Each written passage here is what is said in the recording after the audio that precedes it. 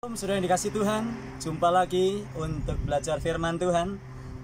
Hari ini saya berada di West Hills dalam rangka pelayanan dan firman Tuhan pada hari ini kita lanjutkan dari bahasan kemarin.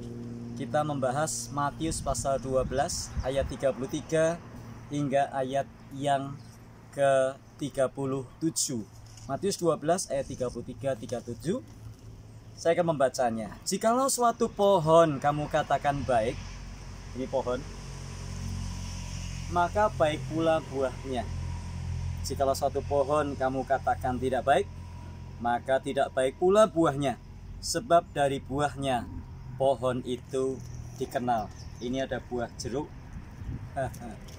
Dari buah jeruk kita tahu bahwa ini adalah pohon jeruk. Nah, seringkali kita berpikir, bagaimana caranya supaya pohon ini jadi baik? Seringkali orang berpikirnya secara berlawanan arah. Hanya orang berpikir mengubah buahnya atau mengganti buahnya supaya pohonnya jadi bagus.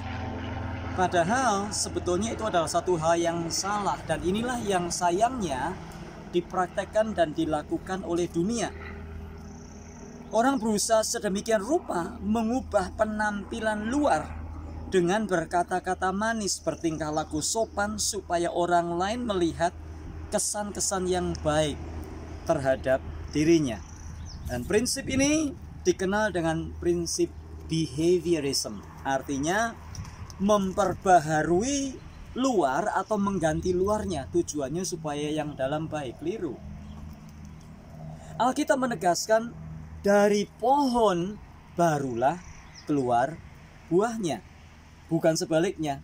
Jadi adalah mustahil kalau kita mengubah atau merubah buahnya, maka pohonnya akan berubah. Perubahan haruslah berasal dari pohonnya, bukan dengan mengubah buahnya. Itu sebabnya ayat 35 Alkitab berkata, orang yang baik mengeluarkan hal-hal yang baik dari perbendaharanya yang baik, dan orang yang jahat mengeluarkan hal-hal yang jahat dari perbendaharaannya yang jahat. Jadi sekali lagi, kita tidak bisa mengubah buahnya supaya pohonnya jadi baik. Kalau kita ingin mendapat buah yang baik, pohonnya harus diperbaiki. Nah, orang-orang Farisi ini itu sedang orang Farisi. Dalamnya memang sudah busuk, dalamnya memang sudah kebencian, maka perkataannya, buahnya, perbuatannya juga tentunya adalah busuk. Itu sebabnya ayat 34 Yesus berkata, "Hei kamu keturunan ular beludak, bagaimana kamu dapat mengucapkan hal-hal yang baik sedangkan kamu sendiri jahat? Karena yang diucapkan mulut meluap dari hati." Nah, Tuhan Yesus dengan keras menegur orang Farisi. Mereka disebutkan bahwa Yesus tidak ragu-ragu berkata bahwa mereka adalah keturunan ular beludak. Nah, kalimat ini memang kalimat yang sudah biasa diucapkan Yesus. Bahkan di lain kesempatan Yesus berkata, "Hai kamu orang Farisi, di luar kamu ini seperti kuburan, di luar bercat putih, tapi di dalamnya adalah tulang belulang yang sudah busuk."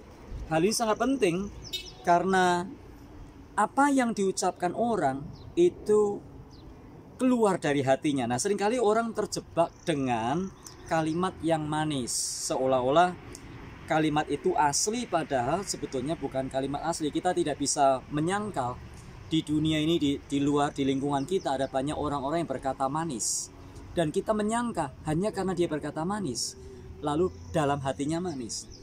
Karena ayat tadi. Nah, Yesus ingin menekankan belum tentu. Kembali kepada hati orang itu. Kembali kepada hati yang akhirnya memunculkan motivasi. Mungkin dia bisa berkata manis, tapi motivasinya tidak betul.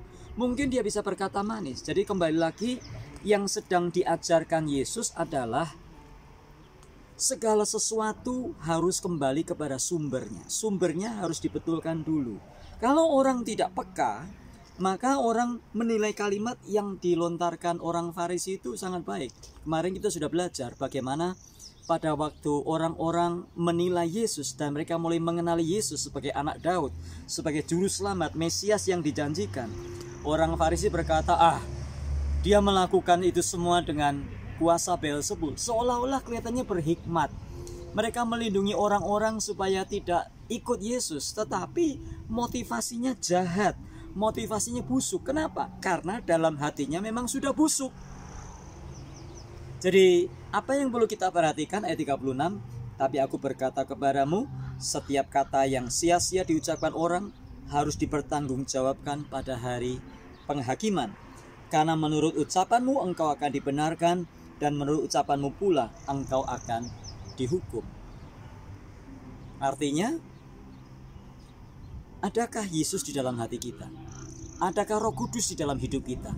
Kalau Roh Kudus memang betul-betul di dalam hidup kita, maka buahnya pasti buah yang manis.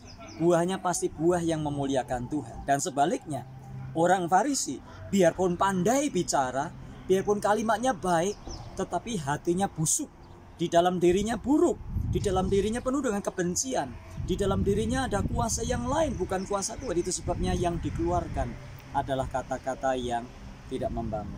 Jadi apa yang kita pelajari pada siang hari ini atau pada hari ini, renungkan baik-baik.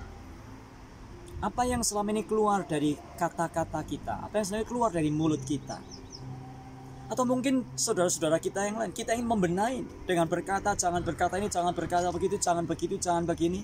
Dan sulit berubah. Kenapa? Karena dalamnya memang belum berubah. Sudahkah engkau memiliki Yesus di dalam hidupmu? Kalau Yesus ada di dalam hidupmu, maka kata-katamu pasti kata-kata yang diubahkan oleh Tuhan. Nah, mungkin ada orang Kristen, kata-katanya tidak membangun. Ada orang Kristen, kata-katanya sampah. Kenapa? Karena mencerminkan di dalam hatinya sampah, di dalam hatinya kebusukan. Hari ini, undang dia masuk dalam hidupmu. Undang Yesus sebagai Tuhan dan Rajamu. Maka engkau akan diubahnya, dijamahnya, sehingga kehidupan kita menghasilkan buah-buah yang manis. Kehidupan kita menghasilkan buah-buah yang memuliakan Tuhan. Karena apa yang ada di dalam hati kita, itu yang akan mencerminkan buah-buah yang keluar dari hidup kita. Sekali lagi jangan dibalik. Jangan buahnya diperbaharui. Karena walaupun buah diperbaharui, Anda tidak bisa mendapatkan buah yang baik. Orang korupsi karena memang hatinya penuh dengan kekotoran. Orang berbuat jahat, orang membohongi, orang berbohong, orang berdusta, orang menipu. Karena memang hatinya penuh dengan penipuan, hatinya penuh dengan kejahatan. Jadi sekali lagi jangan diputar balik, tetapi perbaharui hati kita. Francis Schaeffer berkata, I do what I think, and I think what I believe. Kalau di dalam hati kita ada Yesus yang kita percaya, maka perbuatan kita pastilah mencerminkan siapa yang ada di dalam diri kita. Bukan sebaliknya, bukan memperbaiki luarnya, padahal dalamnya busuk. Kiranya Tuhan memberkati kita, dan mari kita berdoa. Tuhan, terima kasih buat firman-Mu, untuk contoh tentang pohon jeruk ini. Biar jadi kekuatan bagi kami untuk menjalankan aktivitas kami sepanjang hari ini, mengingat siapa yang ada di dalam diri kami. Ampuni kami Tuhan, seringkali kami mencoba memperbaharui sisi luar, padahal di dalamnya busuk. Tolong kami Tuhan, untuk menyadari, mengembalikan apa yang harus kami lakukan, yaitu belajar dari Tuhan Yesus. Dalamnya mesti lurus dulu. Kalau dalamnya sudah lurus, dalamnya sudah kudus, maka kata-kata dan perbuatannya pasti sesuai dengan yang di dalam. Terpuji Engkau kekal selamanya. Dalam Tuhan Yesus kami berdoa.